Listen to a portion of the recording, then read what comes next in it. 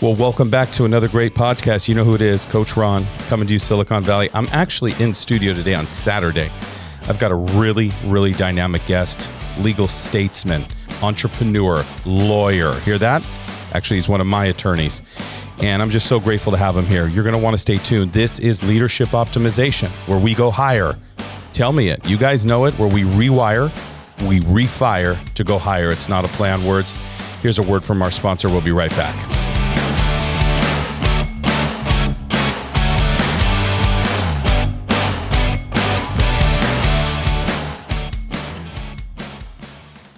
I was so thankful when Dr. Daniel Amen agreed to endorse my book, but to my surprise, he not only endorsed it, he ended up doing the entire foreword. New York Times bestselling author. Known as America's most popular psychiatrist. Totaling more than 200,000 scans on patients from 155 countries. The one and only Dr. Daniel Amen. Here's a couple pieces of what he said. If you put into practice Ron Kardahian's 30-second solution, it will help you develop new brain pathways that will enhance impulse control, focus, and forethought. He went on to say, your brain is involved in everything you do, including how you think, how you feel, how you act, and every decision you make. When your brain works right, you work right. When your brain is troubled, you're more likely to have trouble in your life. Now, each and every day, I have the honor and privilege of helping people make a radical cognitive impact on their life, not only in their career, but their personal lives, which is the most important part. Grab a copy of the book today. Okay, welcome back. I'm Coach Ron Kardahian. So glad you're joining us today. We're going to dive right in. Leadership optimization is mandatory for influencing culture.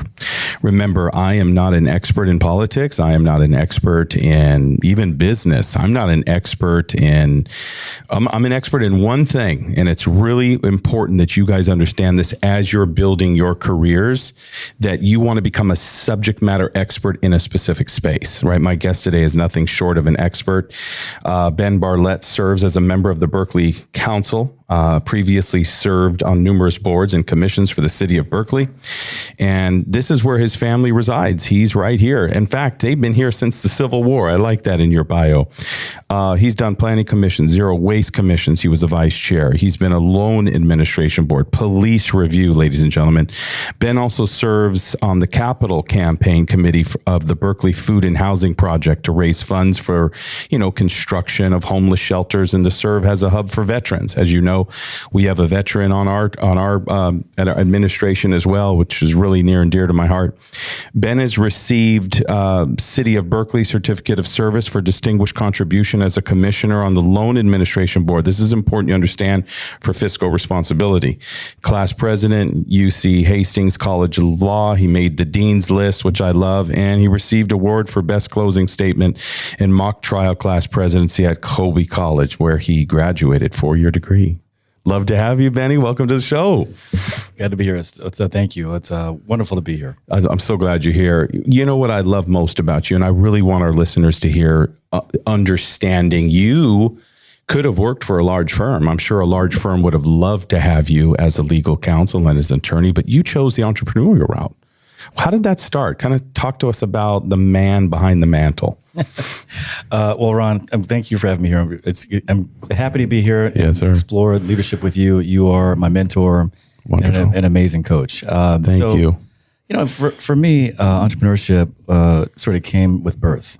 My grandfather was an entrepreneur. He's the first black realtor in California. Really? I love that. Yeah, he had his own business. And after that, my father had numerous businesses. He had a lotion company. He had a paper company. He had all sorts of companies he started. And my mother... we never really talked about that before. That's really important, the genetic side of entrepreneurship. Yeah. Yeah, that's great. It's sort of born from the concept of freedom. Okay. Right? And so... the entrepreneur is the last bastion of American freedom. I love that. And you're coming from, slavery background or a family, we are dedicated to freedom. Yeah, And so we've never really worked for anybody. I love it. I always talk about leadership development, and if you're a lawyer in the industry, right? We're in the Silicon Valley where we've got some of the biggest law firms in the world, I would safe to say. But if you're feeling a pull to go on your own, what would you give the advice to someone who's really ready to branch out? Because having your own practice, you got to have your own employees. I mean, that's quite a responsibility. Yeah, so there are a lot of resources for new lawyers. You have to be diligent, of course, to find them. But there are websites that you can subscribe to. You can read up in journals, and you can get templates. You want to find an area of practice that you can actually operate in. Yes. So for many people, that's litigation or family law, because those come up every day. Great point. Great point. You can begin a practice on family law. Because they need help, and you can work it through. It's a more casual court system in family law. Yep. You can do employment litigation. Those are cases that are not so difficult to adjudicate and to win on and eat on. However, they don't pay for a long time. Yeah. Right? Of course, you got to make the money part. Money, right? What was your field that you chose? I chose business. Business. Okay, great. Right. So, and those are. You have to have a network to do that work. Okay. Right. So it's it's more difficult to start in. Okay. And I had a network. Okay. Beautiful. So and now you have your private practice in Berkeley. Yes. Berkeley. You're a Berkeley boy. Berkeley boy. I love it, man. Born and raised in California? Yes. Raised in California, but also in Chicago. Oh, in Chicago. Spent some time there. You went to school there, though. That's where Colby is, right? Colby's in Maine. Colby's in Maine. Okay. Yeah. I knew it was the East Coast. Okay. So you're at Colby, then you came back to California, family man, married, children. Yep, married 15 years, have a beautiful 4-year-old daughter, and she's a real blessing. We prayed for 10 years. Wow, really? Tell us about that. We couldn't have a child. We tried for so long, and we finally, with the aid of science, and a lot of Thank prayer, God for science. Right? A lot of prayer. A lot of prayer. Produced a child, and she is 4 years old, super healthy, a lot of fun. She's everything, our ray of light. Oh, I love that. I love that. That's what impressed me most about you when we met was your belief system. And now that you're running for council member here in Northern California, district what?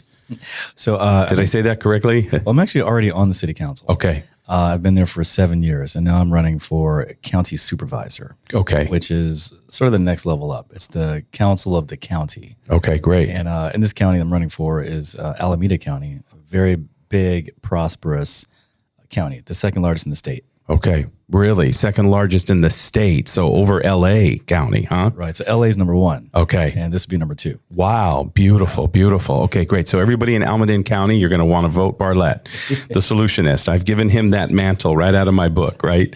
You can have it. I mean, I'm not the only solutionist. In fact, the title's way too big for me to carry.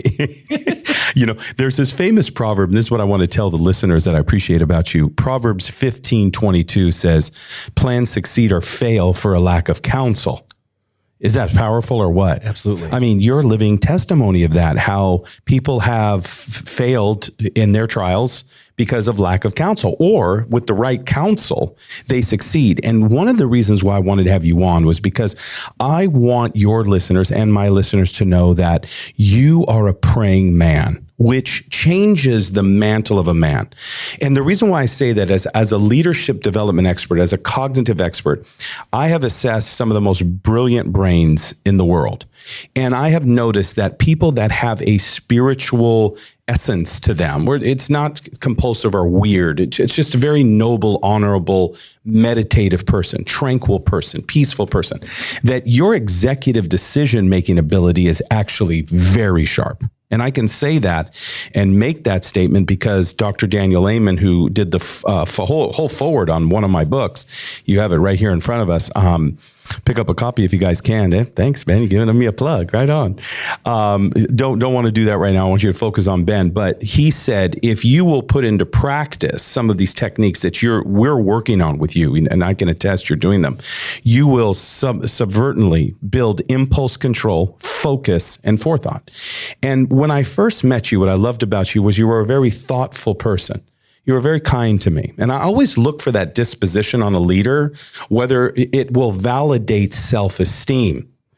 And I make that as a benchmark to understand the difference between self-esteem and self-confidence is a world of difference. Self-esteem is birthed because you have chose to make good decisions in private.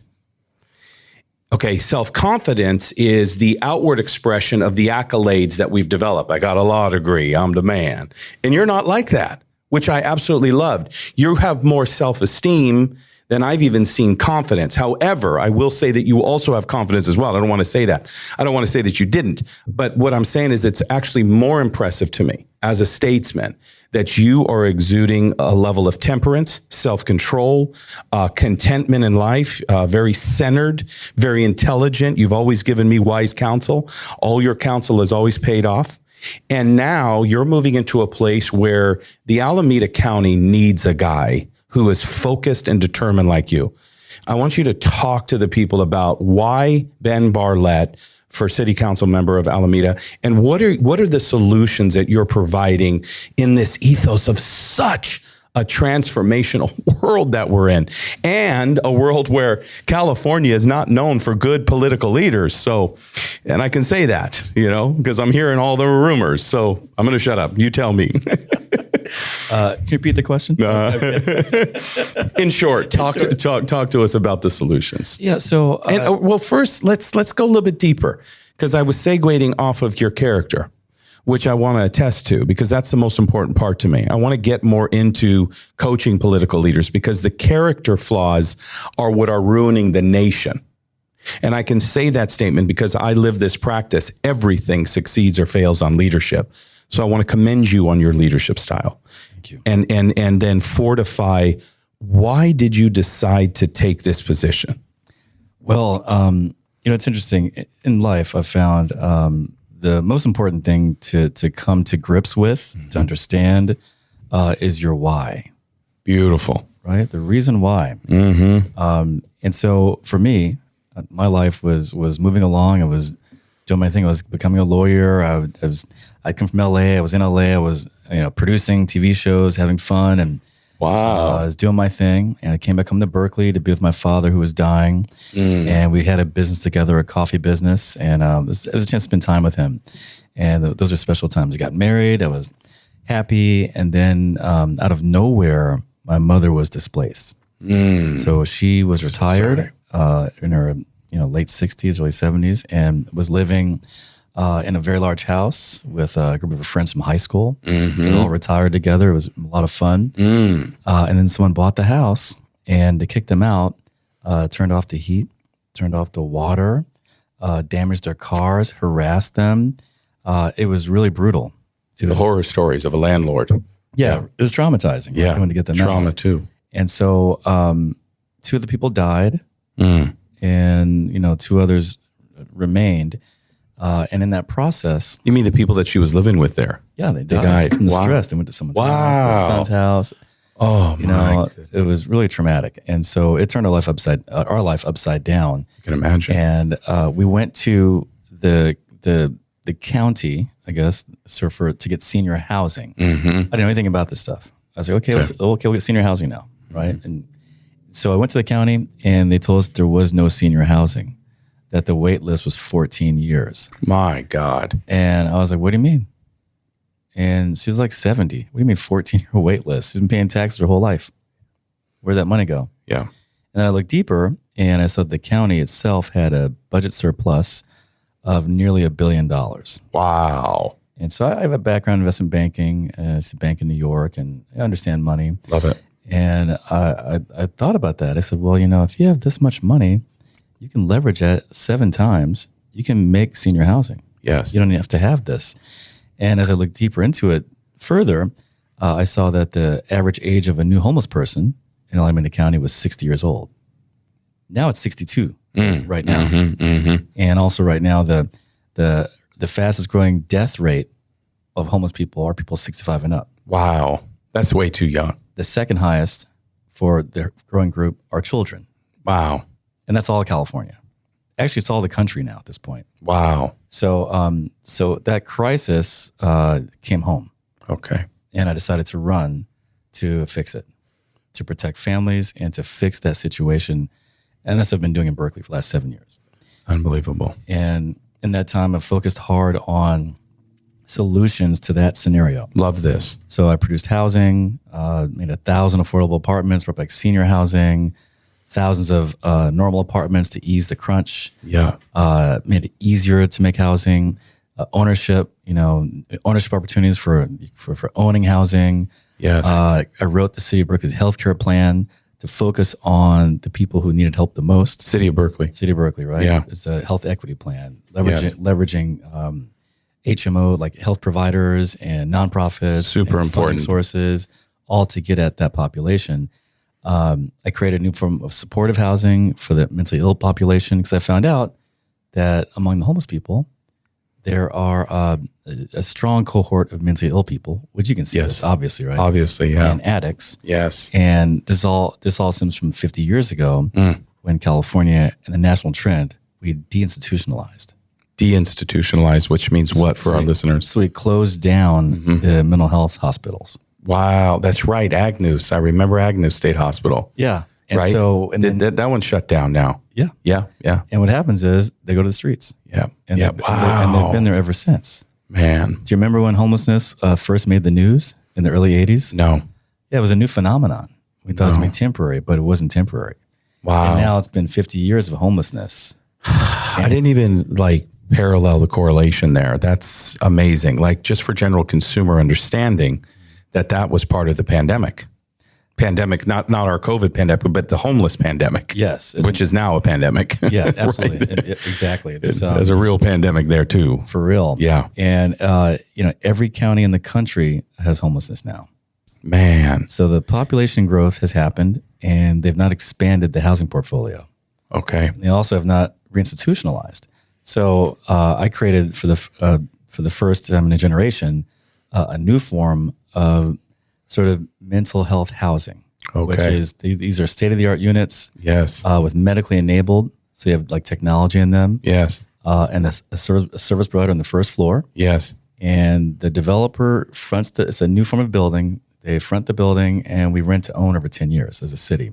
And it saves the city, 60% of the cost. 60% it's saving the city. Right. And it goes up in a fraction of the time. Okay. So 4 months and not 3 years. So at scale, this could begin to absorb the population off the street and get them into care.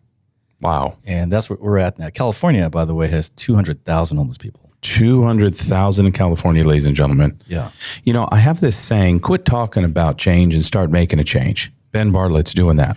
Yeah. You're doing it, man. And I am so impressed. It's almost convicting to me because, you got to know your lane, right? And I do, but man, I'm called to lead more leaders like you because my heart, I remember as a little boy, I just want to throw this in. My dad used to get so mad at me because I used to fill my pocket with $1 bills before we go to San Francisco. And I just, after I'd given my life over to God, I just, my heart changed. Literally, I had heart change, which is important to know about men of sincerity who really are diving deep into spiritual understanding, and that you will change as a person. You will become more loving and kind and more compassionate. And boy, it's just written all over your face. I used to do the same thing. I used to hand it out, and my dad said, "You don't know if they're buying drugs," which is true. And so I did stop doing that. Funny story, just to throw a little humor in this. San Francisco is like any other city in the world, which you and I absolutely love. I'm in that city. I was married in that city. My parents were born there. But I had this one guy right downtown Union Square. I said, "Hey, brother, let me buy you some food. I can't give you no money." He goes, "No, I don't want no food. I want the money." I said, "You homeless out here, man? Aren't you hungry?" He goes, "Yeah." He goes, "All right, I'll take a burger." And we were standing right next to a pizza place. I said, "You mind if I buy you a pizza?" He goes, "No, I want a burger, medium rare." And I was probably gullible enough to do it. I can't remember my dad just shaking his head going, you know what I'm saying? But then I walked away and thought, only in San Francisco. You know what I mean? San Francisco homeless on another level. Well, you got to pay rent on the streets. Right. Yeah. But that's another level. Right. So you got your work cut out for you. I want to have you back on the broadcast, but because I really want to dive deep into understanding the link of leadership and associating your why, because that's part of our coaching mantra is that if you don't have a why, you don't have a cause. And you're really cause driven. Talk to us about how the involvement with your childhood traumas then now moved you into this position. And then I want you to tie in, like, developing that housing initiative is brilliant. Explain to the people why this is kind of I see like a Krebs cycle, right? Or an ethos that is connected to other components like public safety, right? And your involvement with the sheriff's department or the police. And that if we're moving the homeless off the street and providing and subsidizing this housing for them, it is now indirectly related to elevating the trauma that people experience on the street through crime. And because a lot of the mental health issues that are going on, some of these people, they don't even know what they're doing, or they're drunk, or they're intoxicated. So there's a cycle here, right? So, pardon me. So here's a story. A friend of the family, who's another senior citizen, a woman, was brutally attacked In Oakland. Okay. She was pistol whipped by a boy, broke her face bone. It was really horrible. And when they found the young man, he had been living in a tent with his schizophrenic mother. And that was his home life. So getting his mom into care and getting him out of a tent, alleviates that criminal element. There it is. It is. And also,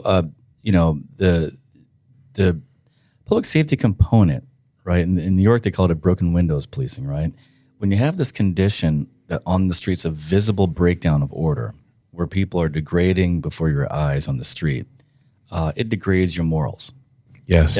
All of our morals. Yes. When you walk by that every day, it begins to eat away at you. That's it. That's the law of epigenetics, Benny. Absolutely. You're right on the money. Right. And so, people that are, have a more exposed core, who have emotional trauma, who are violent, who have been subjected to violence, when that core is exposed due to the continuous erosion of your moral fiber, it can leap out.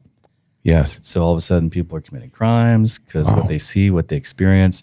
They're also selling drugs, these people. They're fighting each other over the drugs. Yes. This is the overall condition of moral decay. Yes. That comes from, watching your fellow human be destroyed before your eyes, right? Yes. So alleviating that and having a true civil society in which people are well and not dying in front of you every day, crime goes down naturally. And it also, by the way, it allows police to focus on crime, because right now, 80% of their calls are going towards the person in the tent. Really? They're acting in our valley here, or everywhere. Everywhere. Okay, is that statistically okay? We did it. We studied in Berkeley, and the number was like 80%. That's amazing. That's like crazy, right? So that they're not looking at robbery. They're not looking at rape. They're not looking at real stuff. So in Berkeley, I created a special civilian mental health corps. Okay, a team, right, to go to people in crisis. So when the person's walking down the street with their pants off, you don't have to call the police. You can call these guys. They're like paramedics and social workers. They show up and they get the person up into that mental health housing and into the hospital and whatnot. And the police can then focus on robberies. Yes. Focus on murders. Yes. And that business. Yes. Because right now they don't have the capacity. Or just get more police on the streets, because I heard the San Francisco and Oakland police forces, they're down. Yes, that's everywhere in the country. It is everywhere in the country. Yeah, we're working on initiatives, as you know, trying to help assess the cognitive wherewithal of police to get them back in their A game. So this is huge. Okay, so I want to continue on this conversation. And my brother's a cop in Philadelphia. Is he really? Bless his heart. Okay. And so the police deal with people at their worst every day. Like every day they deal with someone at their worst, right? Yes. And the job is tough. Now, someone will say, come on, Ben. I mean, Jesus himself said, even the poor will always be among us, right? They're always going to be there.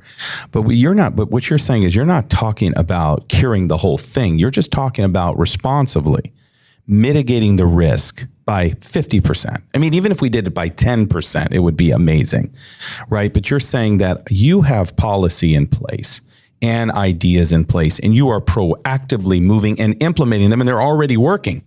We just need to do it more. Absolutely. Is that right? Yeah. So we've created a series of solutions that just need to be implemented everywhere. Yes. And at this point in my career, I've authored over 120 pieces of legislation.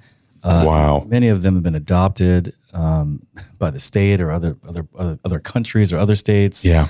Because I think hard, and I really dig for inspiration to get at these problems because I'm an American. I'm a patriot. Yes. I believe in this country. Yes. And I'm not going to let it go down.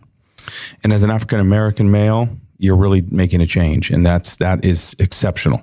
I want to see more people of color taking office. This is like, I grew up black, white, Mexican, Daddy never taught us to see in color. Where did that even come from? It's such a foolish thing. But now is your time to shine. It really is. And I really attribute your cognitive wherewithal as a subject matter expert.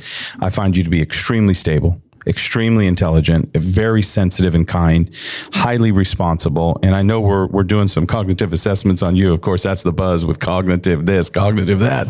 But I'm just hearing you articulate your temperance, your policy, your pointedness, your thoroughness, how you've actually handled issues personally for my companies. I'm just really thankful, man, you're running for office. Oh, thank you. Yeah, man. We're at an interesting point right now as a country. Yes, sir. The post-World War II economy has now turned a corner. We're in a post-technology economy now emerging, and AI is coming on board. Yes. The human psychology has been hacked by social media. Yes. So we have these new artificial divisions that have popped up where people are subscribing to like political parties, like their religions now. And everything is a fantastic fiction meant to drive us apart. Really good point. Elaborate. So essentially, the social media metadata, the information about us on Facebook and whatnot, has been harnessed as a weapon against us. It's for advertising. For everybody. Right? It's for advertising, but they've now used it to mold opinion. Wow. And drive engagement. There was a big leak of someone who worked there about their internal processes. Interesting. And the executives at Facebook said, if they don't fix this, there'll be a civil war within 10 years. Wow. And you see it playing out right now. Mm-hmm. The strange divisions. And people that prey upon divisions and inculcate and drive division, watch out for them. Okay. Because their why is not a good why. That is such a true statement. That's even foundational leadership development, ancient biblical prophecy. There's only one divider of the brethren, and that is an unjust, wicked, agendaed person to bring division. You know what I mean? And I think it's important that we understand what healthy boundaries look like versus division, right? Because we need to establish boundaries, and I think that's true about you're a man of boundaries, and you're a very logical man. Will you come back on the show, Ben, please? Let's do one more. Of course. Okay, let's do it. And let's dive into some of the key components that you're going to be doing as a leader, because I want to keep this whole thing premised on you're a leader. Other leaders should aspire to be. And if they're a lawyer, they should be aspiring to follow you. Where can people get in touch with you, and where can they hear about your campaign? The website is ben2024.vote. That's ben2024.vote. And on LinkedIn, Ben Bartlett. Just find me. Great. Let's do that. Make sure to join with him. Listen, if you feel led to help, his campaign is now raising money, and you should be a part of it. But do your due diligence. I always say this. Before you invest anything in anything, you've got to make sure you do your due diligence and make sure that you are at full peace about the decisions that you make. Ladies and gentlemen, Ben Bartlett, it doesn't get any better, man, than this man right here across from me. Really the real deal. And I don't say that about too many people. You know why we go higher. We got to have higher conversations. This is why I'm doing these podcasts. I want to give you the best content, not just content, but the best. And I pick out thought leaders, innovators, cerebrally competent human beings. No one gets on this show unless you pass the Coach Ron Litmus test. Join us weekly live. Visit me online. Shoot us an email, elitelevelcoach@gmail.com. Got any questions or concerns? Visit my buddy Benny. I call him Benny because he's near and dear to my heart. Until next week, I'm Coach Ron Kardashian. This is Higher, where we rewire, we refire to go higher.